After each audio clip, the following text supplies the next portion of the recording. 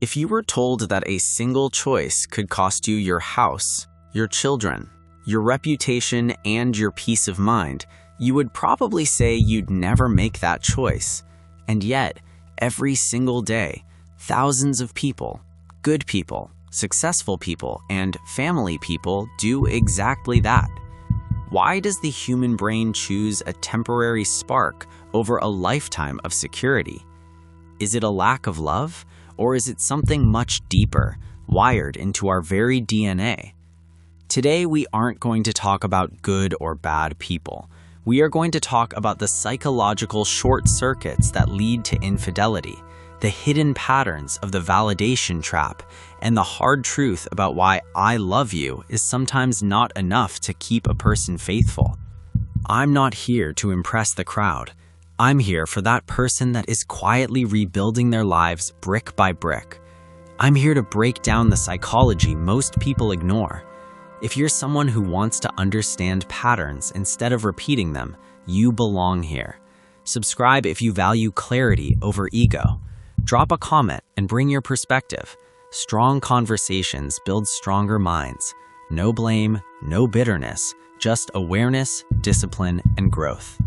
To understand why people cheat, we have to start with the dopamine loop. Dopamine is a chemical in your brain that makes you feel excited and rewarded. When you first meet someone, your brain is flooded with it. It's a natural high. But in a long-term marriage, that high eventually fades and is replaced by oxytocin, which is the chemical of comfort and safety. For many people, comfort starts to feel like boredom. They aren't looking for a new partner. They are looking for a new version of themselves. They want to feel that spark again. And instead of working to find it with their spouse, they take a psychological shortcut by finding it with a stranger. In the red pill observation, we see that men and women often enter this loop for different reasons. For many men, the tendency to stray is often linked to variety and ego. It is a biological drive to feel desired by someone new, which gives them a temporary sense of power. For many women, the pattern is often linked to emotional neglect and resentment. If a woman feels she has become invisible in her home, just a maid or a mother, but not a woman, she may seek out someone who sees her again. In both cases, the cheating isn't usually about the other person. It is about a void inside the person who is cheating. Let's look at a story about a man named Kevin. Kevin had been married for 12 years. He had a great wife, Sarah, and 3 kids. But Kevin felt like his life had become a routine. He felt like a paycheck rather than a man. When a younger coworker started complimenting his work and laughing at his jokes, Kevin felt a rush he hadn't felt in years. He told himself it was just friendship, but he was actually feeding a validation addiction. One night, the friendship crossed the line. The negative outcome for Kevin was the total loss of context. When Sarah found out, Kevin's entire world burned down. He lost the respect of his children, he lost his home, and he realized that the coworker didn't actually love him. She just liked the attention he gave her. Kevin's mistake was thinking that a new feeling was more valuable than a solid foundation. He learned that you can't fix an internal boredom with an external affair. He spent the next 5 years in a small apartment, realizing that he had traded a kingdom for a moment. Have you ever noticed how people tend to justify small lies before they tell big ones? Tell us in the comments. At what point do you think a friendship becomes a danger zone? How do you protect your relationship from emotional leaks? The second major pattern is the avoidance of conflict. Many people cheat because they are too cowardly to have a hard conversation. If they are unhappy, instead of saying, "I am lonely," or "our sex life is struggling," they go outside the relationship to supplement what is missing. They think they are saving the marriage by getting their needs met elsewhere so they don't have to fight at home. This is a psychological delusion called compartmentalization. They build a wall in their mind and think they can keep the two lives separate forever. But a secret is like a rot in the wood of a house. Even if you can't see it, the structure is getting weaker every day. The person who cheats loses their integrity. They have to lie about where they are, who they are with, and what they are thinking. This constant lying creates cognitive dissonance. This is a fancy way of saying their brain is at war with itself. To stop the pain of the war, they often start to hate their spouse to justify their actions.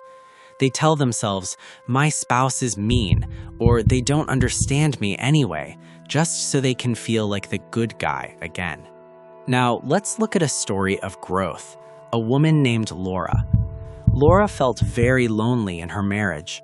Her husband was always traveling for work. She met a man at the gym who started texting her. Laura felt the pull to cheat. She felt the dopamine rising. But Laura had a high-value mindset. She realized that the excitement she felt for this new man was actually a signal that something was broken in her marriage. The positive outcome for Laura was the power of the hard conversation. Instead of texting the man back, she blocked him. She sat her husband down and said, "I am at a breaking point. I feel like I'm living alone, and if we don't change our lifestyle, I'm afraid our marriage won't survive." It was a brutal, honest, and painful conversation, but it woke her husband up. They started counseling. He changed his job to travel less, and they rebuilt their intimacy. Laura learned that the urge to cheat is often just an alarm clock telling you to wake up and fix your life. She saved her family by choosing truth over temptation. The red pill truth here is that people treat you the way you allow them to treat you, but they also treat you based on their own internal discipline. You can be the perfect partner, and someone might still cheat on you because their internal map is broken. You cannot control another person's faithfulness. You can only vet for their character and maintain your own boundaries. A person who lacks impulse control in their money, their diet, or their temper is much more likely to lack it in their relationships. Why do we often ignore small red flags in a person's character and then act surprised when they betray us? Let's talk about this in the comments. What are the signs of low integrity that you now look for in a partner? I want you to understand this. Cheating is a choice made in the dark, but it is born in the gray areas. It starts with the secret text, the oversharing with a stranger, and the mental fantasy. If you want to stay faithful, or if you want a faithful partner, you have to stay out of the gray.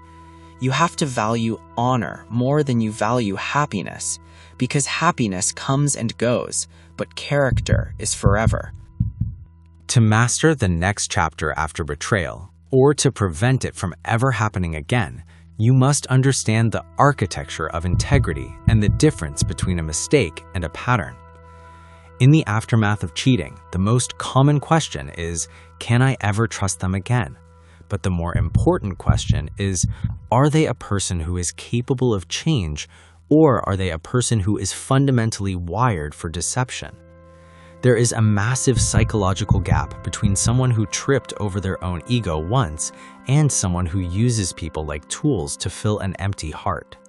Today, we will look at the serial cheater profile, the cost of forgiveness, and how to build a relationship that is cheat-proof by focusing on radical transparency and shared discipline. I don't make content for the average mindset. I make it for the ones who hold themselves accountable.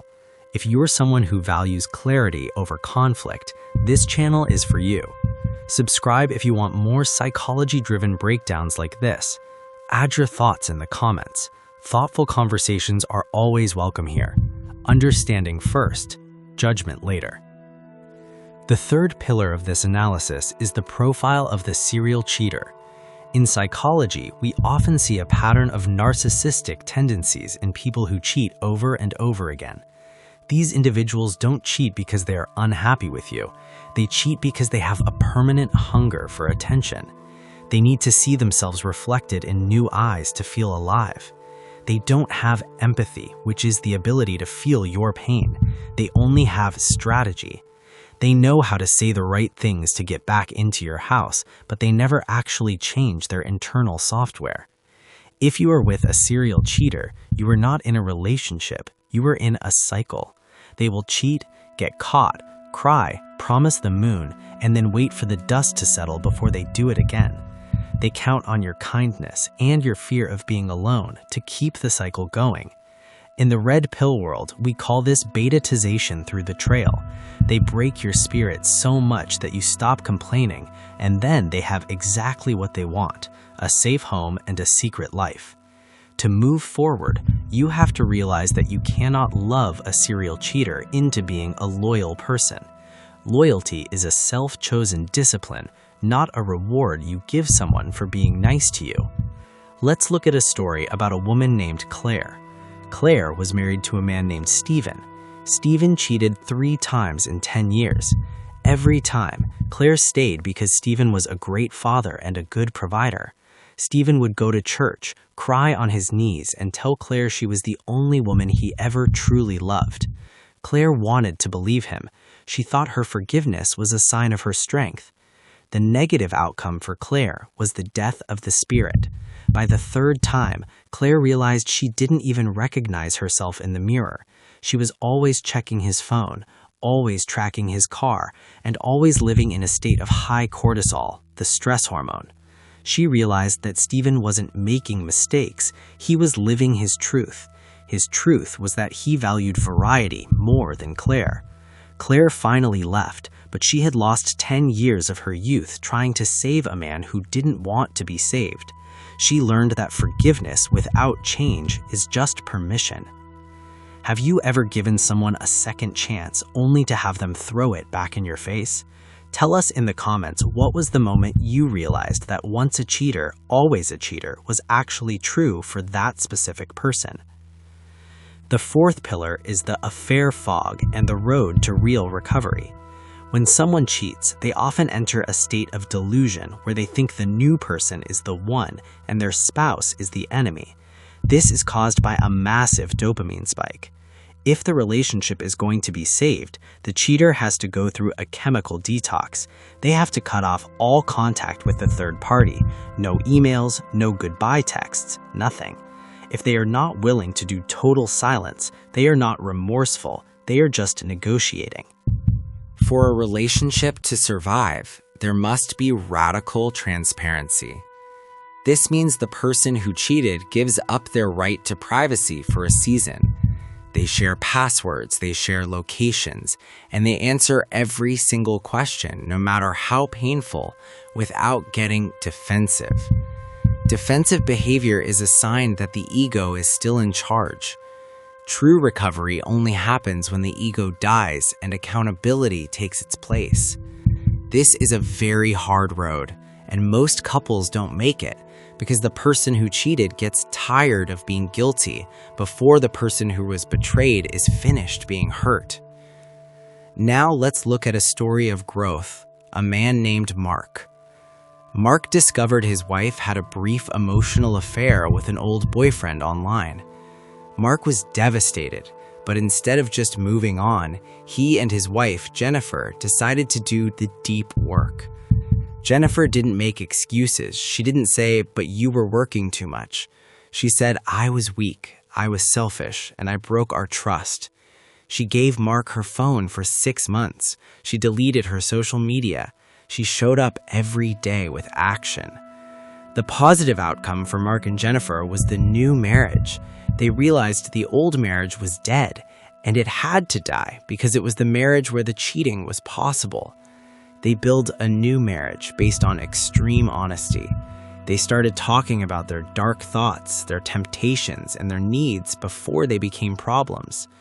Mark learned that while he couldn't forget the pain, he could respect the work Jennifer put in to win him back.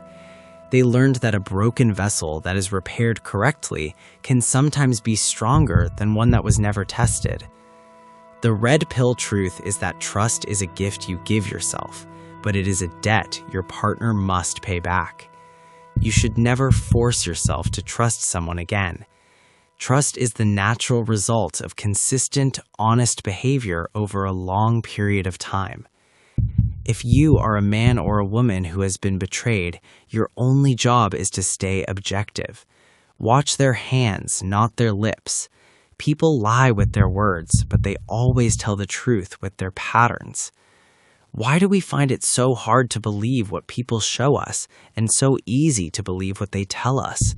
Why do we value promises more than evidence? Let's talk about this in the comments. How do you distinguish between genuine change and good acting? As we finish this lecture, understand that the world is full of temptation, but your life is full of choice. Cheating is never an accident. You don't slip and fall into another person's bed. It is a series of 1,000 small choices. The choice to keep the text, the choice to sit closer, the choice to stay late, the choice to lie. If you want to build a life of honor, you have to make the right choice in the small moments so that the big moments never happen. For those who have been cheated on, you are not damaged goods. You are a survivor of someone else's war. Take your heart back, rebuild your kingdom, and next time, make sure the person you let through the gates has the character to match the crown. The fact that you're still here tells me something about you.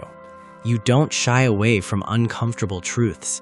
You sit with them, you think through them, and most importantly, you use what you learn to grow. That's rare. By watching this, you're not just consuming content, you're actively building yourself, shaping your mindset, and sharpening your awareness. And in this space, you're not alone.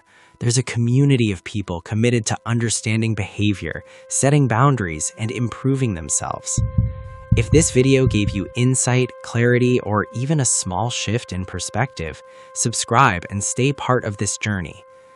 Drop a comment below and share what resonated with you or any experience you've had that connects with this. I read every comment, and your voice matters here. Keep challenging yourself, keep applying what you learn, keep doing the work. I'll see you in the next one.